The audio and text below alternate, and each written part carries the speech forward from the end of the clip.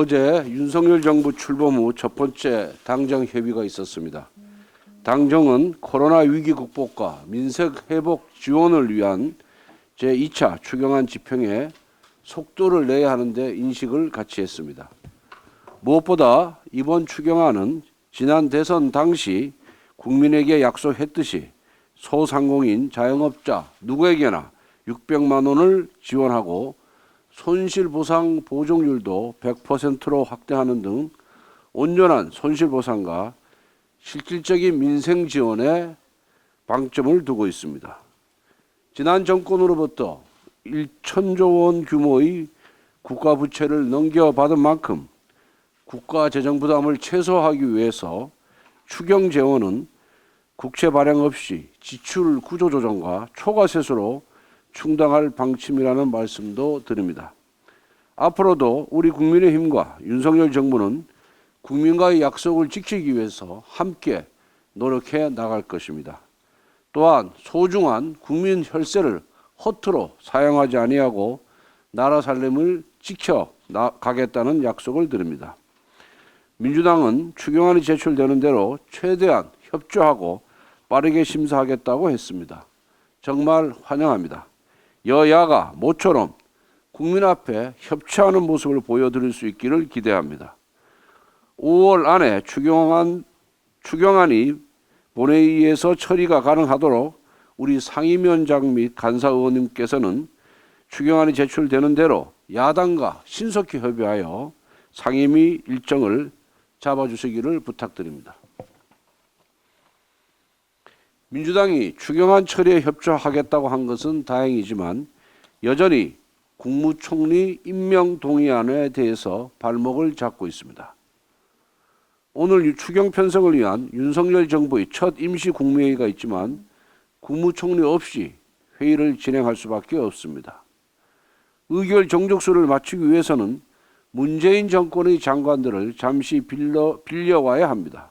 참으로 답답하고 안타깝습니다. 민주당은 한덕수 후보자 반대 이유로 국민 정서를 들고 있습니다.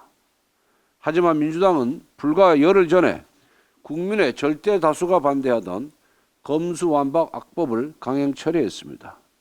그때는 민심을 거들떠 보지도 않더니 이제는 민심을 핑계대고 있습니다. 자기 기만입니다. 이낙연 전 국무총리 사례를 드는 건 역시 옹졸해 보이기는 마찬가지입니다. 당시 이낙연 전 총리 후보자는 위장전입, 세금 탈루, 병력 기피 등의 의혹을 받았습니다. 이는 문재인 정권이 내세운 고위공직자 배제 5대 원칙 중 3개나 해당됩니다. 야당으로서는 문 정권 스스로 내세운 원칙도 지키지 못한 잘못된 인선임을 지적할 수밖에 없었습니다. 더구나 지금 민주당은 한동훈 법무부 장관 후보자 인사청문회를 개그 콘서트로 만들었다는 국민 질타를 받고 있습니다. 자신들이 준비 부족을 탓하고 부끄러워하기는커녕 한덕수 국무총리 인줄로 잡아 다른 장관을 낙마시키겠다고 하는 것은 구태 중에 구태라고 할 것입니다. 지금 국민들은 국정 안정을 바라고 계십니다. 새 정부가 정책 변화를 통해 민생과 경제에 활력을 불어넣기를 기대하고 계십니다. 박병석 국회의장님께 정식으로 요청합니다. 더는 지체할 수가 없습니다. 당장 오늘이라도 본회의를 소집해 주십시오. 여야 합의가 안 된다면 국무총리 임명 동의안을 직권상정해 주십시오. 박병석 국회의장님의 결단을 촉구합니다. 민주당에도 거듭 호소합니다. 국무총리 인준 표결로 협치 의지를 보여주시기 바랍니다. 더 이상의 국정 발목 잡기는 민주당에게 독이 될 뿐입니다. 윤석열 정부가 출범을 했습니다. 국민의힘은 여당으로서 국민의 민생의 짐을 덜어드리는 막중한 책임이 있습니다. 지금 대한민국은 고물가, 고금리, 고환율이라는 3고 현상과 경상수지와 재정수지가 모두 적자인 쌍둥이 적자 가능성까지 제기되고 있습니다. 97년 외환 위기 이후에 버금가는 최악의 경제 위기 상황에 놓여 있습니다. 코로나19 소상공인 지원, 솟구치는 물가 안정 대책, 부동산 정상화 등 국민에게 약속한 민생 현안도 산적해 있습니다. 이런 상황 속에서 윤석열 정부 첫 100일은 대한민국 위기 극복의 초석을 만드는 골든타임입니다. 100일 동안 모든 국정과제를 해결할 수 없습니다. 하지만 핵심 국정과제 추진을 위한 로드맵을 세우고 추진할 수 있는 것은 과감하게 추진해 경제 회복의 원동력을 만들어내야 합니다. 국민의힘은 윤석열 정부의 가장 시급한 과제인 물가 안정 등 민생 안정 대책을 적극 뒷받침하겠습니다. 먼저 국민의힘이 현장의 목소리를 듣고 현장의 요구사항을 정책화하는 가교 역할을 하겠습니다. 바로 다음 주부터 중소기업, 사회적 약자 의견 청취를 위해 현장 간담회를 개최하는 등 현장 속으로 들어가 국민의 목소리를 듣도록 하겠습니다. 또한 입법이 필요한 과제는 조속히 입법으로 뒷받침을 하겠습니다. 국민의힘은 신속하고 정확한 대책 마련과 시행으로 정부 출범 100일이라는 골든타임을 지킬 수 있도록 최선을 다하겠습니다.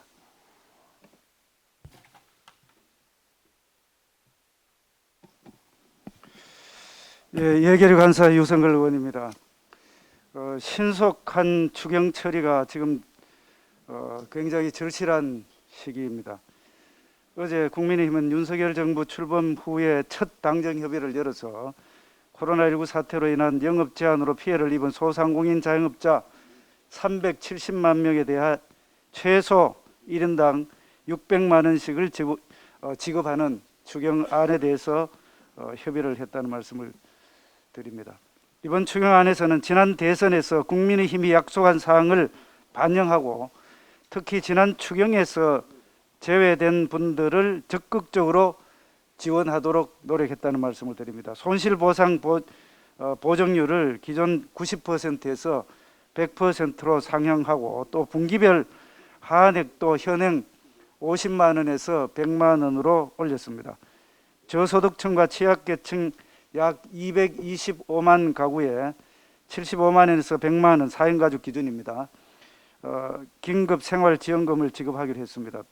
기존의 손실보상에서 제외됐던 여행업, 공연 전시업, 또 운수업, 항공운수업 등도 포함이 되고 법인택시와 전세버스, 노선버스 기사, 문화예술인, 보험설계사, 대리기사 등 특수 형태 근로자와 프리랜서 등에 대한 지원도 포함이 됐다는 말씀을 드립니다. 특히 이번 추경의 재원은 세출 구조조정과 세계잉여금 그리고 세입 경쟁을 통해서 충당함으로써 이전 정권과는 다르게 미래 세대의 빚을 지우지 않는 방식으로 추진을 할 계획입니다. 이번 대책으로 어려움에 빠진 국민들에게 재기의 희망을 줄 수 있을 것으로 기대를 하고 있습니다. 예결위는 5월 19일과 5월 20일 이틀 동안 종합정책 질의 겸 부별심사를 하기로 민주당과 합의했다는 말씀을 드립니다.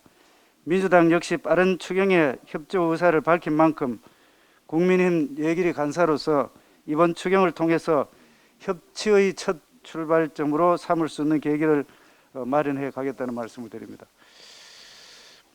다음은 어제 통계청에서 4월 고용 동향 발표가 있었습니다. 이 발표에 따르면 취업자 수는 2021년 작년 4월 대비 86만 5천 명이 늘어서 1.7%포인트 증가했습니다. 전 정권이었다면 취업자 증가에 자화자찬이 쏟아졌을 것으로 그렇게 생각이 됩니다만 취임 이틀째인 윤석열 정부의 평가는 사실 사뭇 달랐습니다. 기획재정부는 통계청 발표에 대해서 취업자 수가 늘기는 했지만 정부가 세금을 투입해 만든 직접 일자리 공공부문 취업자의 증가 영향이 상당했다 이렇게 평가를 했습니다. 그러면서도 재정을 통한 일자리 창출은 지속 가능하지 않으므로 민간 고용 여력 제고와 산업 구조 변화에 대한 선제적 대응이 필요하다고 이렇게 언급을 했습니다. 기획재정부의 분석처럼 코로나19를 계기로 확대된 의료, 복지, 돌봄 수요에 대응하기 위한 공공부문의 고용 증가가 전체 고용 증가의 거의 40%, 정확히는 한 37%를 차지하고 있습니다. 거기에다가 단순 그리고 일자리 위주의 60세 이상 일자리가 대폭 증가한 것이 그 특징이라고 말씀드릴 수 있겠습니다. 객관적인 평가를 통해서 실질적인 대응 방향을 고심하는 정부 부처의 표현이 지금 나타나고 있습니다. 전 정부처럼 침소봉대의 자화자찬만 한다면은 어떤 문제도 해결할 수가 없습니다. 현실을 직시하는 것이 새로운 시작의 출발점입니다. 윤석열 정부와 국민의힘은 올바른 진단과 처방을 통해서 국민의 삶의 질이 향상될 수 있도록 최선의 노력을 다하겠다는 말씀을 드립니다. 이상입니다. 장악하는 데서도 지금 나타나고 있습니다. 언론 개혁에 있어서 가장 중요한 것이 언론의 독립성, 공공성 확보라는 것에는 여야 모두가 동의하고 있습니다. 하지만 지난 문재인 정권은 말과는 달리 공영방송 사장을 입맛에 맞는 친정부 성향 인사로 채웠고 공영방송 지배구조 개선 입법에 대한 약속을 지금까지 예면해오다 정권 교체를 하고 난 다음에 이사회를 폐지하고 대신 25인의 운영위원회를 설치하는 졸속 법안을 민주당의 당론으로 채택하면서 거대 야당의 독단적 입법 폭주에 또 다른 신호를 지금 보여주고 있습니다. 전문가들은 공영방송의 정치적 독립성을 둘러싼 논란이 지속되는 가장 큰 원인을 이사진 구성 방식과 사장 임명 방식을 꼽습니다. 즉 정치적 독립성 보장을 위한 가장 중요한 이사진의 구성 방식에 대해 민주당은 정치적 후견주의 방지를 빙자해서 협의와 협치가 아닌 악법을 졸속으로 만들어 입법 폭주를 강행하려 하고 있습니다. 운영위원 추천 권한을 국회, 학회, 현업단체, 종사자, 시청자들의 분배해 이른바 정치적 후견주의를 최소화하겠다는 취지로 시작되었지만 이는 언론 노조와 가까운 직능단체나 학회, 방송 종사자들이 운영위원 추천 권한을 지니게 되면서 새롭게 꾸려질 운영위원회는 언론 노조나 민주당의 유리한 구조로 조성될 것으로 예상됩니다. 민주당이 추진하는 악법을 살펴보면 운영위원 25명, 25명 중에서 한 5분의 3 이상이 친민주노총 인사들에 의해 장악될 가능성이 큽니다. 방송법 개정안이 통과된다면 공영방송사의 대표이사 선임은 물론 방송사의 전반적인 운영을 민주당과 친민주노총 세력이 쥐락펴락하면서 국민을 위한 공영방송이 아닌 자기 자신의 있던 진영을 위한 영구 장악을 하려고 할 것입니다. 이러한 악법이 현실화되면 그동안 우리가 겪어왔던 각종 불공정, 편파, 보도, 참사는 물론이고 국민의 뜻에 반하는 그들만의 공영방송이 될 가능성이 큽니다. 민주당은 공영방송 영구장악법 혹은 김해철 보호법, 민주노총 출신 사장보호법 등이 인식하에 불리는 공영방송 지배구조 개선 법안에 대한 입법 폭주를 지금 멈춰주실 것을 강력히 촉구합니다. 이상입니다.